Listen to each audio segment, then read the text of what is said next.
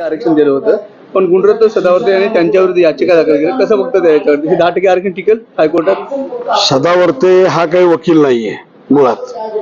हा फक्त आता सध्याची जी परिस्थिती आहे त्याला फक्त समाजामध्ये द्वेष पसरवण्याचं काम सदावर्ते करत आहे.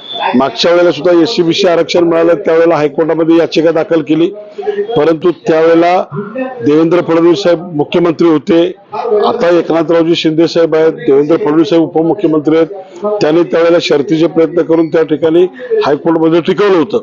आणि आता सुप्रीम कोर्टानं जे निर्देश दिले होते त्याच्यामध्ये ज्या त्रुटी निघाल्या होत्या त्या सगळ्या पूर्ण करून आता हे आरक्षण दिलेलं आहे. त्यामुळे सरकारनं स्वतः ग्वाही दिलेली आहे आता त्याच्यामध्ये की आता ह्याच्यामध्ये काय अडचण येईल असं मला वाटत नाही.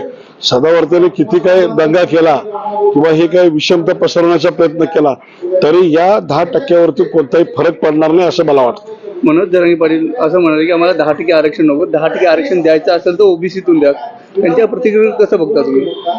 तर ओबीसीतून 10% आरक्षण देण्याच्या संदर्भामध्ये ह्यापूर्वी अनेक वेळा चर्चा झालेल्या आहे. गेल्या 25-30 वर्षापासून हे प्रयोग चालू आहे.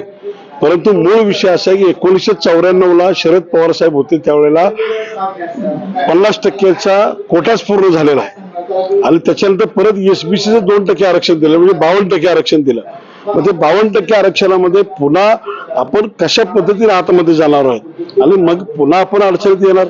आणि त्याच्यासाठी जे मराठे आहेत, आम्ही ज्या वेळेला भूमिका घेतली होती, ज्यांच्या कुणबी नोंदी नाहीत अशा लोकांना मराठा समाजाला सरकारनं आरक्षण द्यावं, ज्यांना कुठंच आरक्षण नाही त्याच्या संदर्भामध्ये आम्ही जी सुरुवातीपासूनची भूमिका घेतलेली त्याची नोंद नाही, ज्यांना कुठलं आरक्षण नाही अशा मराठ्यांना 10% जे आरक्षण दिलेलं आहे त्याचं सरकारनं जे आरक्षण 10% देत त्याचा 100% विद्यार्थ्यांना लाभ होणार आहे. आणि कुठेतरी आपण समंजसाची भूमिका घेणं गरजेचं आहे.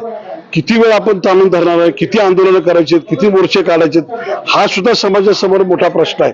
आता सरकारनं ग्वाही दिलेली आहे की आम्ही हे 10% आरक्षण टिकवणार आहे, ती जबाबदारी सरकारची, आमची त्यात अजिबात जबाबदारी नाही. सरकारनं जबाबदारी घेतली ना तर सरकारनं त्याचा निर्णय लावावा आणि 10% आरक्षण समाजाला देण्यासाठी प्रयत्न करावेत. बाकी सदावर्ते सारख्याला आम्ही काही मानत नाही आणि त्यांचा विषय काय मराठा समाज आम्ही कोण सिरियसली घेत नाही.